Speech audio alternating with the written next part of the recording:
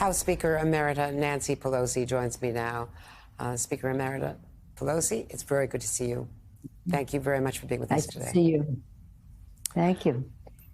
It was wonderful to see you focus on the law enforcement, because they were obviously our heroes. Thank you. Absolutely.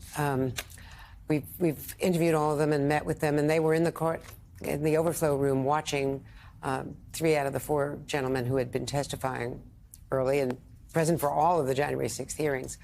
I want to get your reaction to the history we saw unfold yesterday. A former president of the United States pleading not guilty over an alleged conspiracy to overturn the 2020 election while he was still leading the country. And according to his own lawyer's admission last night on television, he did, as charged in the indictment on page 34, pressure his vice president, in real time on January 4th, to pause the count, send it back to the states, even though John Eastman, one of the alleged co-conspirators, unindicted co-conspirators, I should say, said at 11:45 p.m. on January 6th in an email to the vice president's counsel that this would be a, quote, minor violation of the Electoral College Act. Mm-hmm. Your view? Well, as I have said, this is heartbreaking for the country. It leads me to a very prayerful time as we say, God bless America, to really bless America with people having an openness to receive the truth. The focus, as I mentioned, thank you, Officer Dunn and the others. I hear from them, and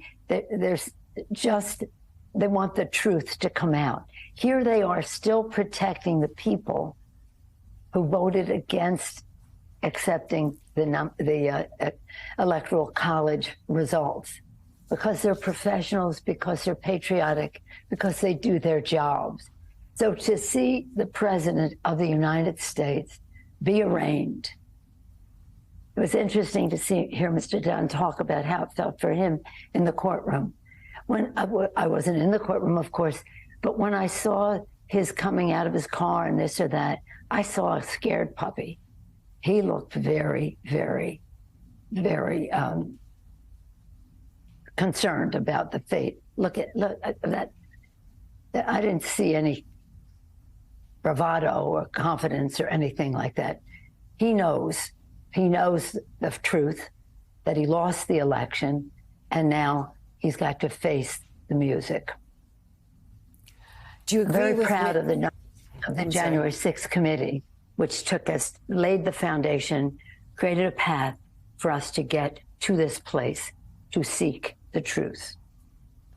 And we have interviewed a number of the members, as well as Tim Hathey, who was one of the lead counsels. They really created the playbook, the roadmap for Jack Smith, who came into this not until November.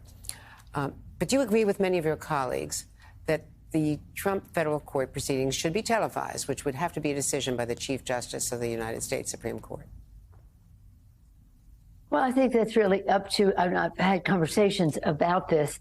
I just don't know. I would leave that up to the Justice Department. I don't give them advice.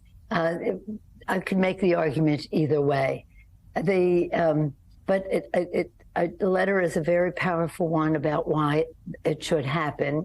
I think we leave that up to the Justice Department, and as you say, that would be the Chief Justice of the Supreme Court beyond the Justice Department. But I think the point is right now that we just have clarity, we have a respect for the legal process. And that is one of the sins of Donald Trump, is that he has disrespected the rule of law and the judicial process in our country. That's just not right, because that is a very important pillar of our foreign policy. And not our foreign policy only. I say foreign policy because as we go into other countries, we make judgments about their rule of law.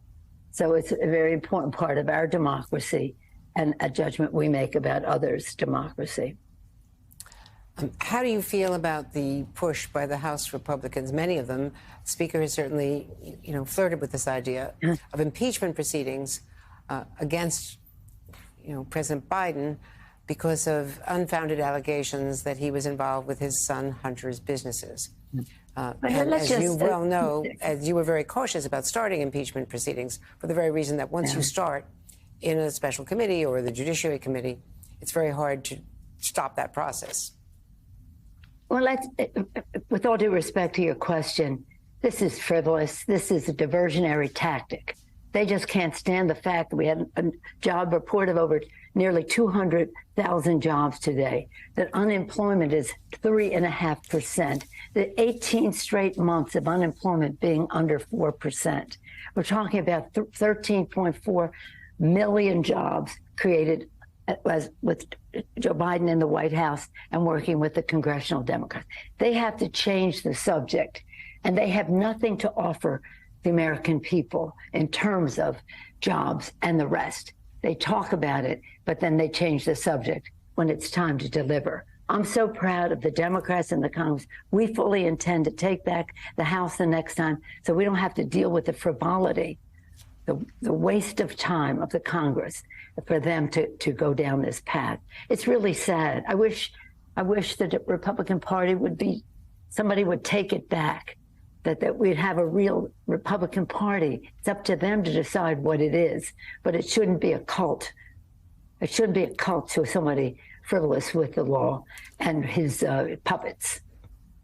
Is there anything in terms of procedure that House Democrats can do to stop it from happening if they decide to vote for starting the impeachment process? Public sentiment. If they want to put their members who are in difficult districts, subject them to that, bring it on. Just bring it on. It's not going to go anyplace. They can't, they're going to undo the other impeachments. They can't do that. But they can talk about it. But do you understand that they have done nothing in the time that they have been there to meet the needs of the American people? Now, they have a big diversion. They have their hero being arraigned. Something so sad for our country. You think they'd be prayerful or thoughtful or patriotic, but instead they want to change the subject. But in any case, let's, push that aside. The fact is we have a great president who's doing a great job. They can't stand that, so they have to come up with some gimmick. On the other hand, right now, this greatest country that ever existed in the history of the world has a person who tainted the office he served in. The allegations are allegations, innocent until proven guilty. Well, we heard today that part of the defense strategy. I'm sorry about the satellite delay. I didn't mean to interrupt you.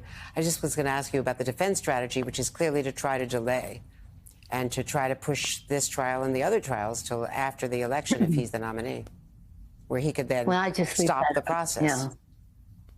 Well, because he's afraid of the truth. But let's leave that up to, I think we should have to be a little calm, a little prayerful, loving our country as we all do, and instead of having this back and forth publicly about delay and that, there are certain options that are available to a person who has been arraigned. But that's up to the judges to decide. But it's not up to the arraigned person to say the justice system is not on the level, Let me just say this.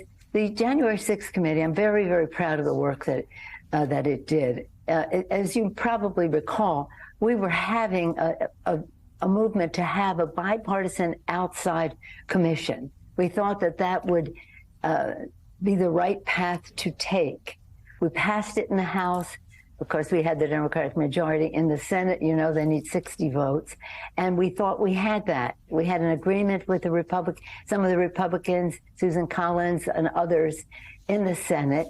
with equal membership, equal staffing, equal money, equal subpoena power, and the rest, just to be able to have this joint commission outside the Congress. When the vote came, instead of the 13 votes they had, it was 56. They maybe have had 57 if somebody was present who couldn't be. But the reason it failed is because Mitch McConnell went to the members and said, do me a personal favor and vote against this. People said to him, do you think Nancy's going to let this fail? Stop? No. So we had to form our own House bipartisan committee.